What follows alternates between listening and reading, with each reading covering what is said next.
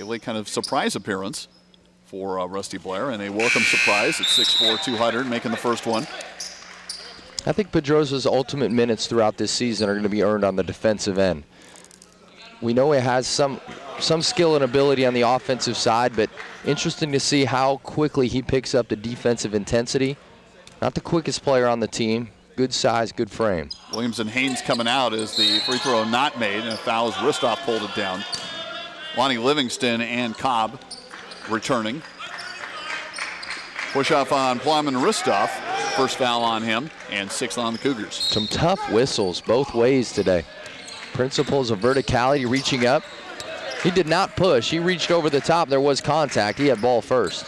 Coming up on the 3-minute mark, 1-point game, 31-30 Southwest with the lead and the ball. Cobb looking to break down Pedroso, pulls up at the free throw line. It's the shot he wanted and the shot he made, as Justin Cobb, much like Sheldon Wright, 9 first-half points. Well, when you get defenders backing up in that fashion, his elevation, his springs, you're not going to contest. Ristoff, the 3 won't go. Robinson saw it, went to the hoop, attack, got a whistle.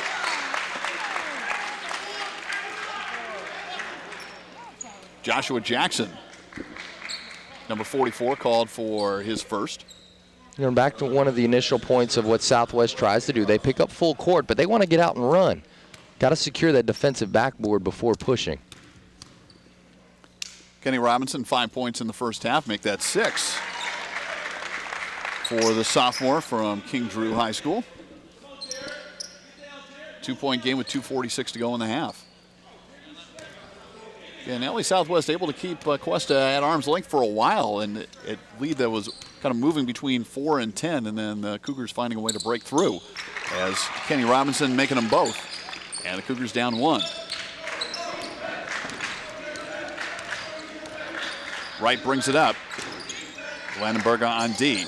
Wright takes a step, finds a way inside. The follow won't go either from Jackson, pulled down by Utolan.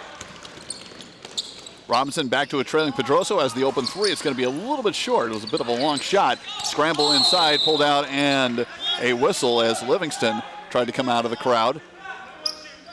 And it's going to be bonus time for LA Southwest, as that is the 7th Cougar foul.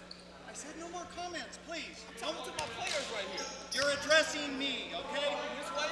33, here. Dimitri Utolan with his first foul. As apparently Coach Calvin Kiles of Southwest has used up his allotted words in the direction of the official for the at least for the half. Yeah, warnings. I mean, he put it on the scoreboard, chalk it up. I mean, officials at this point in time of the year, they're getting their legs, they're getting their nerves, they're getting their patience level tested. Livingston makes the first and gets another. Robinson will sit, and we will see Lamar Fairley for the first time, freshman from Mission, Oregon. He went to high school in Bora, Idaho. 2:25 to go in a 2-point game. Livingston second, also good. 35-32 as Ristoff sends it into Landenberger.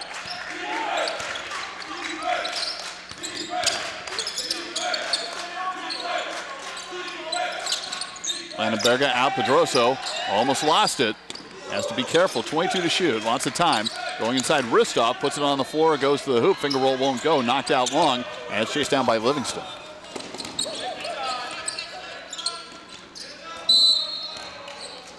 And a travel on Cobb, got a little bit too eager. Back to the Cougars with a chance to tie it with a 3, 35-32 at 1 tick under 2 minutes to go in the half. It's a dynamic you test, pushing in transition, but the willingness to play proper half-court offense. Too many turnovers right now for Southwest. Landenberger in the front court. Pedroso and Utolan, who's been active. Whistle against Cuesta. And a grab on Lamar Fairley will be his first for the first time. One of the few Southwest players we haven't seen. Number 40, Brandon Jamar. Hard to miss at 6'10", freshman out of Venice High School. And he will replace Joshua Jackson. Flow of this game has been choppy. Foul calls back and forth, illegal screens. These last 4 minutes have taken an eternity. Wright going high, trying for the follow. Cunningham tapping it once, twice, gets it. Shot and then drew the contact. Sheldon. as he will go to the line. 8th Cougar team foul. Excuse me, check, that's going to be the 9th. That's going to be on Utolan. His second, Ingebrigtsen. Set to come in after the first free throw. Jarrett Cunningham coming to the line. Jarrett Cunningham last year from the free throw line, 21.7%. It's below freezing. It is. You know what I thought of when I saw that number? As he makes the first one, as I say that, is if you multiply that by 4, would that still equal your career free throw shooting total? Oh, I think so. That'd be much 80s, better. Though. Weren't you in the high 80s? True. Career? That would be about 88. Well, I may have gotten him. Yeah, I think you might have. I think with doing a little math, it's about 87 and change. Cunningham, though, looks like he's worked on in the offseason, makes them both. 37-32, minute and a half left in the first half. Two of my favorite rims in the country, the Cuesta Gymnasium, both ends, north-south, softest rims around. Ellis Gibson with it in for the first time. Freshman out of Stockdale High in Bakersfield wearing 0. Out high to Karl Ottebor, also in for the first time, one of the Norwegians from Bergen. Moving inside, down the line, it's Fairley sending it, and the shot is not going to fall, but a whistle, as putting one up from the corner was Plum and Aristoff. With 1:05 to go in the half. Foul is on Cunningham, his second. Yeah, running through shooters. You can't run through the body. You got to run to the side. You contest for a right-handed shooter with your right hand. The bodies will not collide. So we mentioned Plum and Aristoff, excellent free throw shooter last year at over 80%. With 3, had 3 free throws earlier and made all 3 of them, and continues his run and makes the first one, giving him a total of 6 points. Cougars down by 4. Interesting spot here for the Cuesta guards, as we've seen. Gibson in the game. You have Fairley as well. You mentioned Ottebur. Getting acclimated early in this one, especially defensively. Got to get back and secure it. Ristoff 2 of 3. Cougars within 3. At 37-34, Sheldon Wright to bring it up. Gibson on him in the backcourt as they move forward. We go under a minute to go, 5 seconds. And that pumps up one Ellis Gibson as he got Wright thinking a little bit too much. And again, also first game, like I say, a little choppy because of the officiating, but the official clearly calling it tight and trying to set a tone. Yeah, players will or won't adjust. It'll be up to them to figure out if they want to score or if they just want to continue to turn it over. Ristoff with Cunningham on him way outside. Ottebor. Fairley. And now Ristoff. Ristoff getting everyone looking for someone. It's Ingebrigtsen. Trying to draw some contact. Shot won't go, but Ristoff is right there. Ristoff now with 9. Tie game high score. And it's a 1-point game. Good recognition by Cuesta. Southwest does not have defensive rebounders in this game. Putbacks by Ristoff. Gibson with some pressure. Looked like he almost had it and then committed the foul. That will be his first, and it also makes double bonus for LA Southwest. 26.6 left in the half, so shot clock will be off.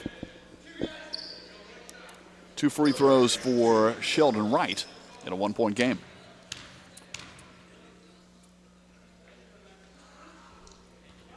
First one does not go. Again, one of 3 players in the game, 2 from LA Southwest, and Plum and Ristoff for Cuesta with 9 points unofficially. And Wright makes it become the first in double figures. 2-point game. Cougars with a chance for a last shot to tie or take the lead going into the locker room. Ottebor on the wing. Ingebrigtsen out high. 12 seconds. Looking to clear things out. Into the corner. Finds Ristoff, and that's exactly what they want in the closing seconds to take the lead. Plum and Ristoff finishes the half with 12 points, and the Cougars fight back, go in the locker room 39-38. Well, it's been a timely three-point shot making for Cuesta. A couple fouls on the three-pointer have led to that as well. But you look at this game so far, Southwest with the early tempo, Cuesta surviving those blows, those swings, obviously going in with a 1-point lead at halftime. fortuitous, they'll take it right now. And they've got some shooting. They've got some outside shooting. You mentioned timely threes, but they're not relying on the three. They are looking inside. They're trying to bang. They are looking to be aggressive inside, whether it's front court or back court. Well, players. I think also Rusty has found that Ben Amar can be a productive value later in this game, whether he's saving it, whether he's going to utilize it late. Also have some guards and post ability there. But I think the game changed when Ristov was fouled on his first three-point attempt. Kind of woke up his offensive game. He got inside, additional free throws, and then obviously that three at the buzzer to end the half. And the Cougars were able to chip away and get the 39-38 halftime lead. I'm Randy Scoville. He's Mike Wozniak. We're going to take a break, and we will be back with the second half after this on Cuesta TV.